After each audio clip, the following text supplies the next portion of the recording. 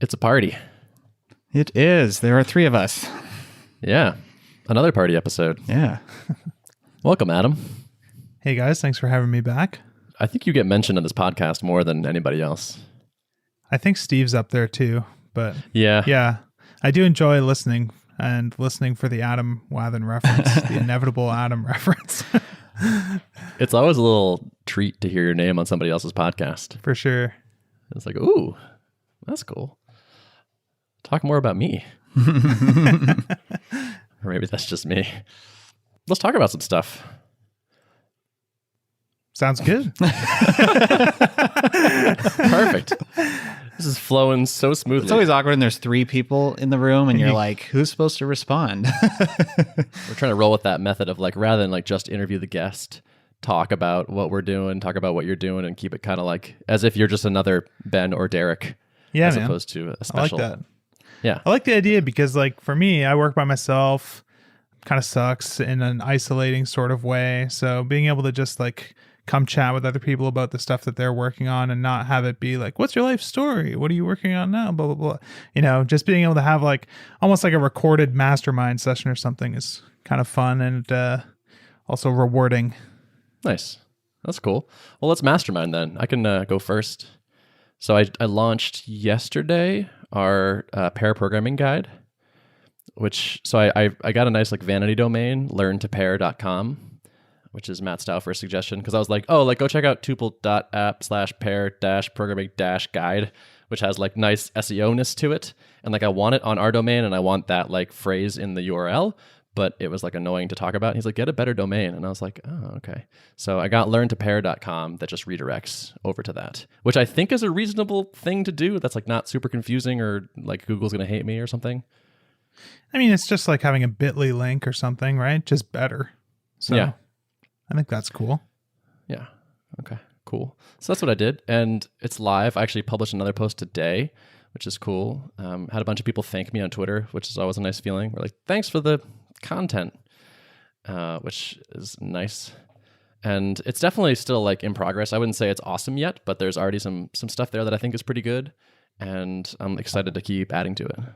I was glad to see that you shipped it probably like earlier than you were comfortable with, because I think that's what we're all supposed to be doing, right? But it's kind of the hardest thing sometimes to actually do it. So that's good. Yeah, there's like 5 articles on there right now, and like I just kept thinking of more things I wanted to add before launching, and I was like, if I don't like just get this out there, I'm just gonna always find another excuse not to ship this. Also, it would be nice if people were saying like, hey, like, can you write about this? And then when I write about that thing, it's the best thing to write about. So I just decided to pull the trigger, even though I was like kind of like, this is sort of a shell at this point, but that's okay, I think. So you think the response has been pretty good so far to this piece of content? Yeah, it's been decent. I wouldn't say it like caused an earthquake on the internet, but I also only tweeted about it. I haven't emailed people about it, and I haven't done much other promotion yet. So it's kind of, I haven't done that much on my side yet. And also, like I said, it's like a work in progress, so I wouldn't be shocked if people weren't blown away by it yet. That's kind of the challenge with working in public sometimes is there's a big benefit to just being able to just like drop some awesome thing done because like it gets a lot of attention, but there's so many benefits to working in public too that it's sort of hard to balance that sometimes. So I don't know. It'd be interesting to figure out if there's a way to keep launching it, you know what I mean? And try and like maybe one day you post it on Product Hunt or something when you feel like there's actually like enough there for it to feel like a pretty comprehensive thing. It's like when someone's building something and the GitHub repo is there and you can go look if you want to, but it's not necessarily being like actively shoved in people's faces as like this polished thing that's like ready for everyone's eyeballs. Mm-hmm. So one benefit to me of launching it early is that when I add new things to it, I can tell people about it. So like that gives me something to send to like the Tuple launch list, for example, as opposed to not doing that. But you do lose that splash for sure. But so maybe I can say like, oh, version 1 is done, and try to make that like its own thing, and say like V1, we're here, or something like that. Yeah, I've definitely seen like there's a lot of advantages to being able to constantly remind people about something that you're doing without it just being like, hey, I'm reminding you that I'm still doing this thing. Like it's nice to be able to just have people notice, oh yeah, that thing's still going on, and there's this new thing that Ben was able to talk about without looking like a pushy jerk or something. Yeah. So, yeah. So yeah, so it's nice to have that out the door, even though it's not done. But that feels good. I'm pretty psyched about some of the content on there already, actually. I just put a post out today, or an article, I'm thinking of it as, on actual scientific research into the benefits of pair programming. And there's not that much, but I did find some interesting results and might be some good ammunition as people are like trying to sell that to their team or their boss. So I'm starting to collect some stuff that I haven't seen as much of on the internet. Like I don't want to just like rewrite the same pairing blog posts. So I'm doing more research. It's kind of neat that there's stuff here that goes back as far as like 96, 98. Like when did like the extreme programming book come out? That was probably the first time that I think like pair programming was sort of given a name and sort of kind of really pushed out there in anything that would have attracted any attention. Yeah, I think that was like 2000 or so. Yeah, kind of cool. Yeah, it's interesting that people were trying this before it was a named thing and then like writing up their experiences and even tracking it, which is the hard thing. Like if you want to just like share anecdotal evidence, there's tons of that. And that doesn't mean it's not useful, but I was looking for something where someone tried to do some science. And there's way less of that, but I collected what I could find. Cool. I listen to your podcast all the time, of course. And I know last episode you were kind of talking a bit about how you were struggling to figure out whether you should be focusing on like marketing stuff or product stuff. How are you feeling about that this week? You still feeling like pushing on marketing related things feels like the right place to be? I do, yeah. I mean, so Spencer and Joel are deep in the weeds on product stuff. They are heading down the C++ alley right now. And so they're like cramming C++ into their brains as quickly as possible. The approach keeps changing. We just keep getting lower and lower level, where it's like the first thing we did was Electron, and it was like, all right, we got to go deeper. And then we get to like Swift, it's like, we got to go deeper. So it's just getting more and more hardcore. I think the same point holds, which is that there are 3 of us. And so to have us all work on the same thing seems to be a waste in a certain sense, like where we could push ahead on multiple fronts. But if we're only pushing ahead on one, it just seems to be a little less sensible. Well, I've been thinking about this for like the past year, and it's actually been sort of something I've struggled with is because I know how important it is to work in public in a sense and just like make sure that you're not sort of working in a vacuum in isolation. Sometimes I almost feel like I need permission to program without it being on a live stream or without me summarizing what I did and putting it into a blog post or something. Like I feel like, anytime I write code that I'm not somehow turning into publicly available content, I'm sort of like missing an opportunity. And that's like a really stressful thing for me. So I'm kind of curious if you've ever thought about that sort of thing, Derek, because I kind of feel like that might be a problem that you would be running into too right now. I feel the same way. Like I have a certain amount of guilt around working and not sharing. And it's almost like the same thing I feel when I'm spiking something out and not writing tests for it. And then like questioning whether am I actually going to write the test right now, or am I going to move on and get back to that later? I have varying degrees of guilt around a lot of those things. And this month has been tricky for me because right now I'm up against my deadline of having something deliverable by the end of October. And that means I've basically cut out almost all my sharing avenues, and I'm just trying to like get to that as quickly as possible. But I'm also aware that like once you get out of the habit of regularly working in public, it might be difficult to get back to that. I'm kind of spoiled right now by being able to move really fast. So I don't know. It's something I'm thinking about a lot. Yeah, I don't know. I don't know what the answer is there. I kind of think like what Ben has is a great situation because there are people who can guiltlessly code and not worry about the marketing stuff. I'm starting to really understand, I guess, the advantage to having a partner on something that's focused on just keeping that sort of connection with the people who are interested in the product. You know, you think about like, okay, well, what 2 kinds of people make sense together to like start a software company together? Like maybe like a designer and a developer can work together and they can make a really awesome product.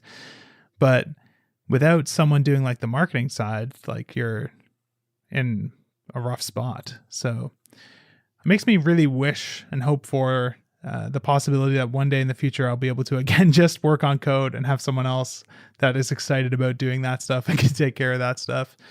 Because that I've found has been like the hardest thing about trying to be like a solo developer on something. Like when you know what's needed for it to succeed and you don't really want to do it that way because it just like means you have to move slower and stuff like that. So yeah. This is funny because just last week we had Brian on who was saying he was looking for someone to do the development so he could focus on front-end stuff and marketing. So I think we've solved your problem for both of you. Okay, perfect. I'll send Brian an email. He's a Rails guy now though, so. Yeah, but he's only a few months into it though, I think. Yeah. Sure, he could be pulled into Laravel. Yeah. Speaking of that, is there like a big Rails Laravel like battle going on no, from your perspective? I don't see that. I think PHP as a language doesn't really like battle with anyone because I think people who write PHP don't write it because they've like chosen it as like this ultimate language. It's like they either started off building stuff with WordPress and like slowly over time accidentally became like a real backend developer. And this is the ecosystem that they know. So this is like where they stay because it's their comfort zone. Or you work at a company that just has a big PHP project. And that's why I think you see a lot of like PHP as a language, like evolving and trying to add features from other languages and stuff. Cause people sort of feel like afraid to leave their bubble or sort of trapped in it. So we just try to pull things in from elsewhere. There's not a lot of like people arguing about, why Rails is bad or something and PHP is better. Most people who write PHP just kind of accept that things are probably better in most other places. So, yeah. I see. So like, what have you been up to this week, Adam? Well, I'm deep working on the refactoring UI kind of book package thing that me and Steve Shoger have been working on for the last few months now. So he actually just took like a leave of absence from his like normal job duties because he was working for Titan Co. and for Taylor Artwell, kind of splitting his time doing design stuff for them. So he's put that on pause to just work full time on this, not taking a paycheck until the book is out. So that's been some good motivation to keep grinding on it and try and get, a lot of progress going on there. Yeah. So I've been focusing on most of the writing and we actually collaborate basically all day. Like we basically have a Zoom call up all day long. So it's almost like we're in the same office. Half the time the call's silent, but we'll just ask each other for feedback on things and stuff like that. So this week, I think I got 3 chapters done for the book so far. And the approach we're taking with the book is very inspired by like the Basecamp books, where every chapter is like never more than 2 pages. And they're all sort of written to stand independently. So you can sort of flip to any page, read just that chapter in isolation and not feel like, oh, this doesn't make sense because I didn't read the 100 pages before it or whatever. That's been pretty fun because I think it creates a more enjoyable reading experience because it's like you can pick up just a little piece here and there, or you can kind of sit through and just like blow through the whole thing really fast. But it also makes the writing a lot nicer because I can literally just look at our table of contents and just like pick off whichever unfinished chapter sounds interesting to me that day and just write it like a blog post and be done. I don't have to like tell a story from page 1 to page 200 or whatever. So yeah, I've been really enjoying that process. I got about 21 chapters done. We have about 45 planned, but that kind of goes up and down every week depending on we realize, we can collapse these or we have a new idea for something else. Steve has been working hard on a bunch of visual stuff. So the chapter approach, I like that a lot too. And I think it's a good match for like today's attention spans. Like Seth Godin said, he stopped writing books because people just like don't want to read books anymore.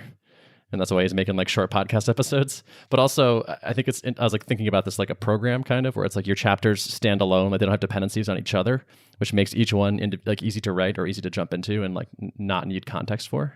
It's like this book is basically the node modules directory.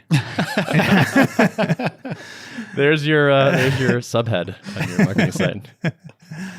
So it's like if you see a problem in the book, just like blow away the whole directory, which will somehow take like 8 seconds on an SSD. Yeah. So it's going pretty good though. One thing that we're sort of not struggling with, but we've been sort of debating internally is like, what do we even want to call it? We're calling it like a book because that's what everyone's asking for. But the book portion is like, it's not like the dominant portion of the content. So like there's this book, but then there's also this component gallery that we're working on. We're designing and building the whole thing as if it was going to be like printed as like a landscape coffee table book where you can just flip through it for inspiration and stuff. And it's going to be as big or bigger than the actual written book probably. And then there's like all this work we're putting into coming up with like recommended color palettes. Have you ever been to any one of those like color palette sites where you like hit spacebar and it generates like 5 new swatches on the screen? Yes. And it's like green, red, orange, blue. Oh yeah, those are the colors I'm going to use to make my website. It's like so unrealistic. You can't actually make a website with 5 color swatches.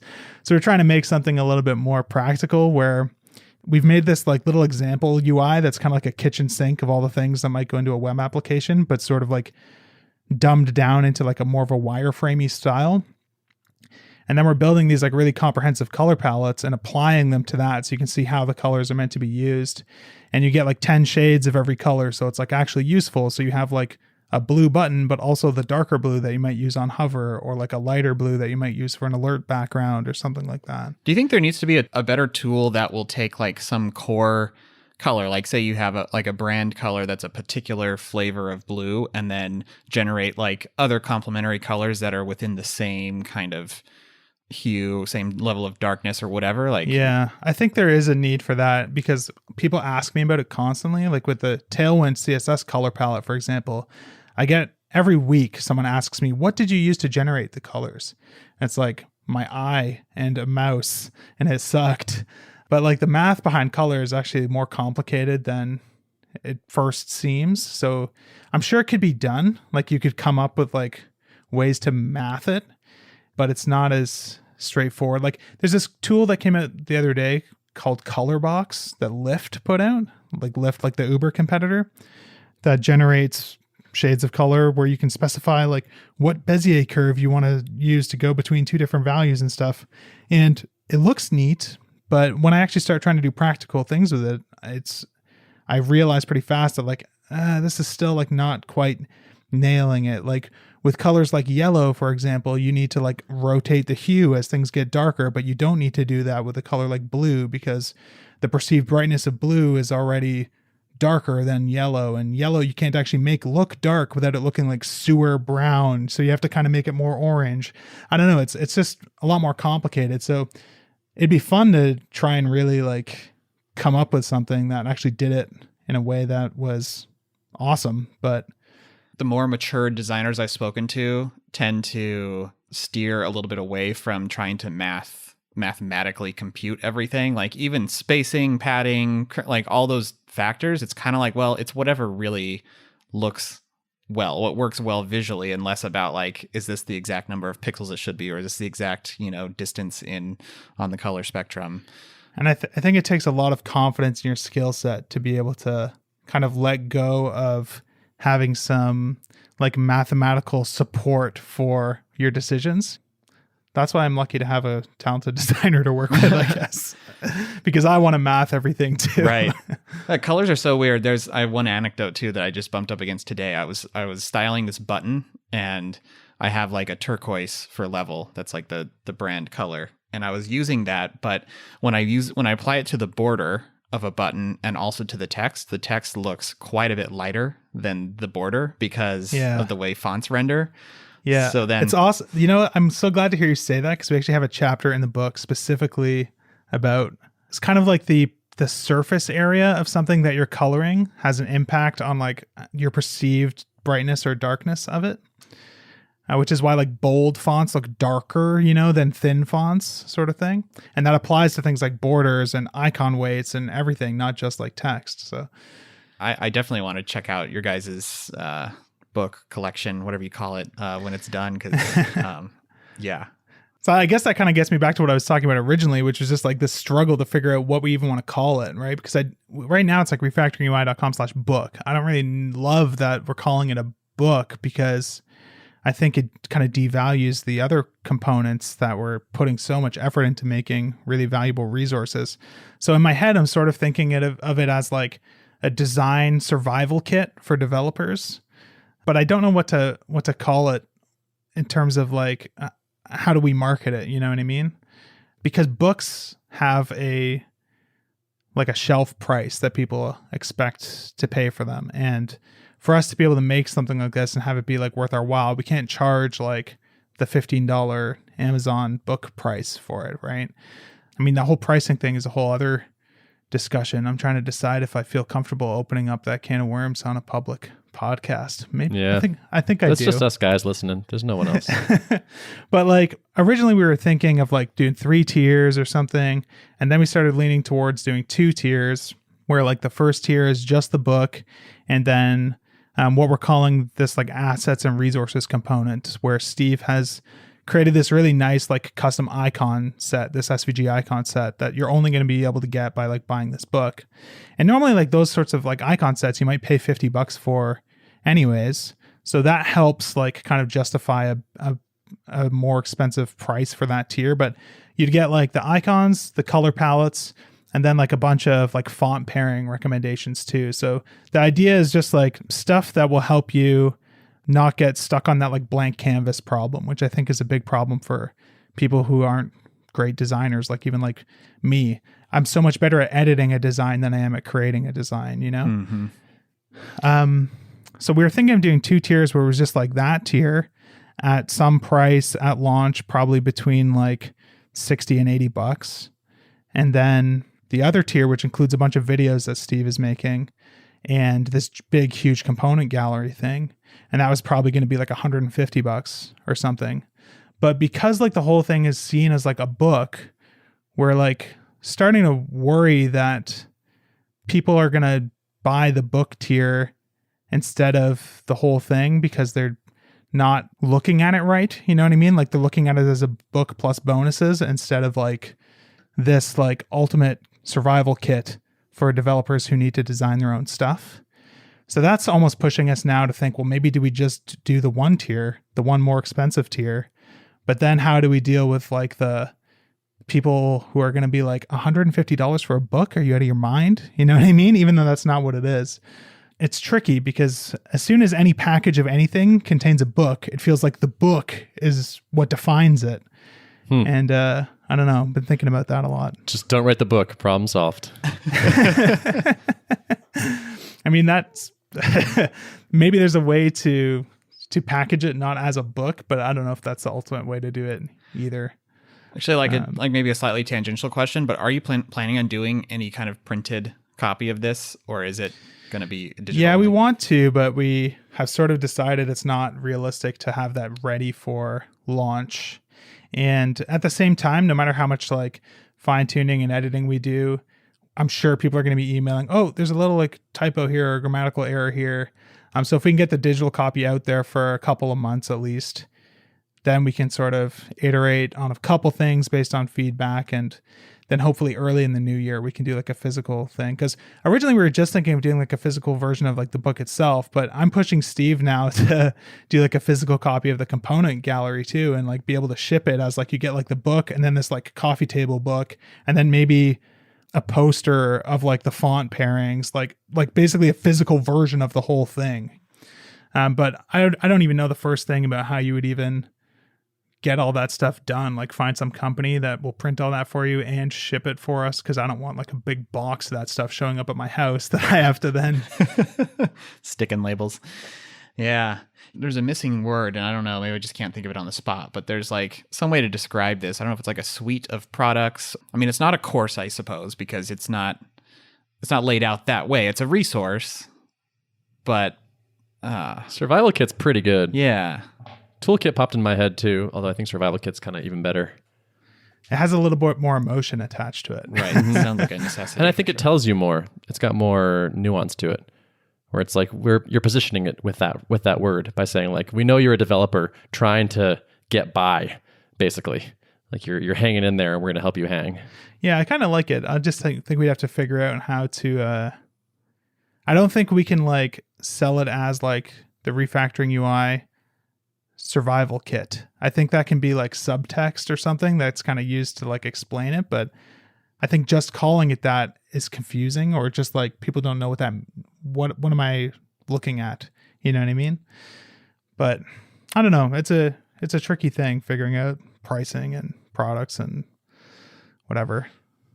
Well, every time I see you post anything related to this, people post that Fry meme of "shut up and take my money." Yeah. So like, and I've never seen like every time, and like multiple people. So I feel like you probably can't really mess this up too badly. We probably can't mess it up too badly, but I would like to mess it up minimally. So Of course. Yeah. I would say that's your style in general. So we're going to try. What do you think about with the physical thing? Something also we've been trying to figure out is like, we don't want to say, oh, a physical thing is coming in the new year, and then have people like, oh, I'm going to wait until that comes out to purchase it, sort of thing. Because we can't update the physical thing. So that kind of is a bummer anyways. Like the physical thing is going to be kind of like the collector's edition. That's almost like what I was thinking of it as in my head. You know what I mean? Like if you want the physical thing, it comes in like this artisan crafted box that like Steve whittled in his garage or something, you know what I mean? Yeah. But I'm trying to figure out like how do we make something like that available to the people who buy it on day one? Like just like ask them to give us more money again if they want the physical one. Kind of seems sucky, but it also seems, I don't really like the idea of like pre-selling the physical thing when we haven't really got a full plan for it either. So right, because you won't know what costs are involved and whatnot. Yeah. Like part of me wants to just say like, we're going to get these physical ones made, and if you've already bought it, like you can buy that stuff at cost essentially, right? Because the margins on physical stuff are going to be terrible compared to digital anyways. So it's really like, we just want it to exist because it's cool for it to exist, not because we want to make a bunch of extra money off of the physical thing. Yeah, I mean, I would suppose you would just charge your price for whatever it is, and everyone would get the digital, but then if you want to pay extra for the physical, that could be somewhere close to cost, so that it could just be that way all the time. I asked about the physical because I got a few programming books when I was learning some Elixir stuff that was new to me, and I had to go lower level, and a couple of them took like a week to ship. So I was working with the digital copy, and I just detest, now this is particularly programming books, but I really detest trying to use a programming book digitally, because I feel like a lot of times I'm not running through sequentially. Like there's probably a lot of stuff that like, yeah, okay, I know that part, so I just want to flip a few pages and jump back through and then drop a bookmark in and then keep looking like away from my screen onto a physical thing. And like that flow for me is just so much better than like trying to have like a PDF like a PDF open. Yeah. It's true. Have you looked at like Martin Fowler just did like the second version of the refactoring book or whatever, where it's all been redone in JavaScript? He's really emphasizing the digital version, which I haven't actually even looked at. So I kind of want to check it out, but it's not like a PDF. It's like a web portal. And I kind of think like there's some interesting opportunity there to like create a really good experience that's actually like can do more than a book can do, you know? That was my thought when you were saying like, what if it's not a book? It's like, what if it's an online catalog or something? And we're going to build that for sure. We wanted to have it ready for launch, but I don't think it's going to be realistic. Like we could just wait, but it just seems kind of stupid to like have all the content done and be like, oh, we can't sell it to you yet because Adam has to spend 3 weeks building this stupid website. You know what I mean? And the timing is also kind of crappy right now, because if we really hustle and bust our asses on this, we're going to have it done like last day of November sort of thing. And that's like right around the limit for where I feel comfortable releasing it this year, because I don't really love doing I don't have the evidence to show that this is a bad idea, but like launching something 2 weeks before Christmas just sounds like a bad idea. So I think we'll do that after the fact. The thing I don't love about like just making it like a web portal only thing with like a bunch of articles in it is that because the articles are like intentionally short, it feels a lot shorter in a browser than it does in a book, which I don't know what other people will think about that. Like, I don't want people to feel ripped off just because like some cursory glance makes them feel like they didn't get a lot of content, even though if they printed it out on paper, they would be like, oh, this is like 140 pages or 180 pages. And yeah, I can get through the whole thing in like 2.5 hours, which to me is like a feature, but it feels like it should feel substantial. I don't know. Tricky product decisions, even for just something like an info product. It's complicated. I want to give you props on the Tailwind doc site, because I have that open basically all day I'm working, and I'll usually consult it about 3 times a day. It's getting less and less now that I'm memorizing more and more of the things. But oh no, my carbon ad revenue is going to drop. Yeah. Are there ads on that site? I don't even see them. Yep. Yeah, of course you don't see them. You're a programmer. You don't see ads on any website. Yeah, there are ads. just like the search bar at the top, and I can pretty much always find what I'm looking for. Like line height, what was the thing again for that? And I just type a few characters and it's always just right there, and I can jump right to it. And I seem to be able to get to my answers really quickly. And I could see, like, if people are using this refactoring UI book as like a reference and they're like, wait, I need to style this thing and I need to consult, like, what's the best way to approach this? Then I could see having like a nice search box to jump right to it would be really nice too, which is in favor of the digital medium as opposed to the physical. Yeah, I'm looking forward to seeing what we can do with the digital kind of medium. I definitely think like a PDF, that's fine for day one. That's not the ultimate digital format though, for sure. Mm-hmm. Especially as you integrate the like refactorings with your catalog of like examples. Like you can like cross-linking between those things could be really interesting. So actually that makes me think of a related idea that we've been tossing around that is probably going to be like a next year thing, but we were trying to think like with info products, the biggest struggle is just like having sales that last, you know what I mean? That don't just die off after the first 2 months and then the product just kind of rots. So we're trying to think of like, okay, well, what can we do to kind of keep it alive? Like the first thing is by making it like a web portal, we can always be adding new stuff to the component gallery and kind of posting on Twitter, hey, we're adding like these new things, and that'll keep things alive. But I was also trying to think of like a more traditional like funnel for it, I guess. And I had this idea to do like a design smells email course and just like really double down on like the programmer terminology for everything. Because we've actually been finding with the book, like there's some ideas that we're having a hard time fitting in because they're not like, here's things that you should do to make things look good. It's more like you're probably doing this dumb thing that's making your design look bad. And it's hard to figure out where to fit some of that stuff. So I don't know. What do you think of that idea? Sounds awesome. I like it. Yeah.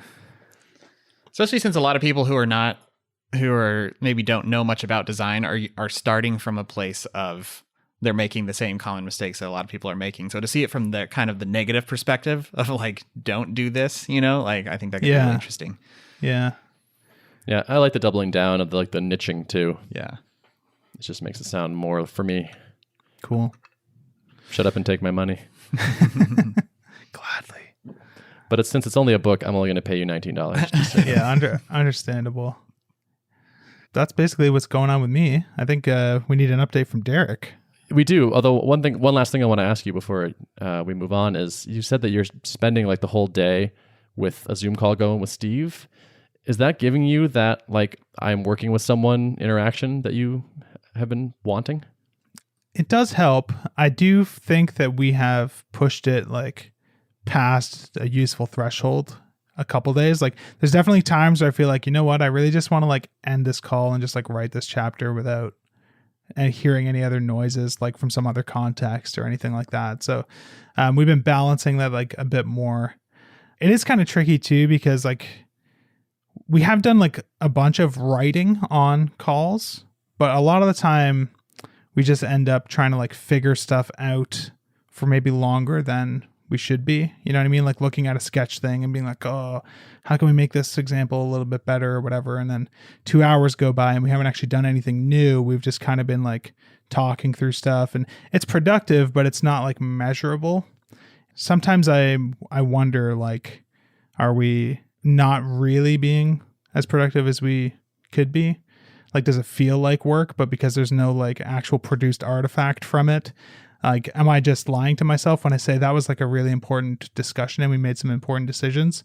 Or was it kind of like masturbatory in some sense, you know? You know what, it might be worth trying? I kind of fell into this rhythm at Drip when we had an office as pre-acquisition, and we would all come into it like 2 or 3 days a week. And I found some weeks I went in every day, like if we were building something and we wanted to be in the same room.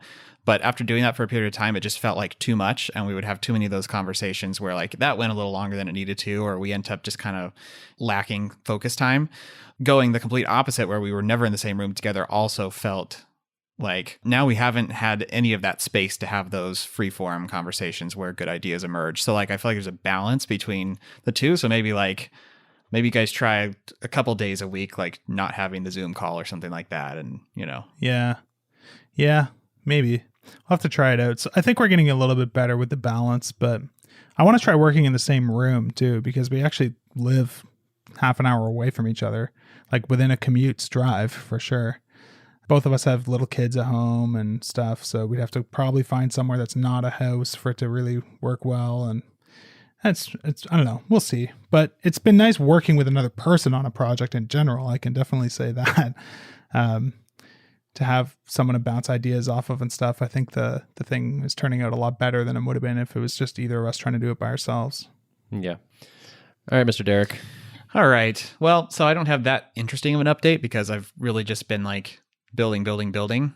I have been spending a few days on a task that's taking longer than I would have liked, but is kind of key, and it's getting file uploads working. Because I knew that if I didn't have that when I first shipped it, I knew that was going to be probably something important in the near term. Like I kind of take for granted the ability to like on GitHub just drag and drop something on there and upload an image or something like that. So I wanted to make sure that was in place, but digging into like how do I get Elm to interact well with dragging and dropping files and shipping the bits up to the server and showing a little progress bar on uploads and all that kind of stuff, which has been more involved than I would have liked, but also like browsers have come such a long way in the last couple of years. I feel like even now when I consult the docs on MDN or whatever, and like looking at just a few years ago, like browser support was terrible for most of the stuff that I'm working with now.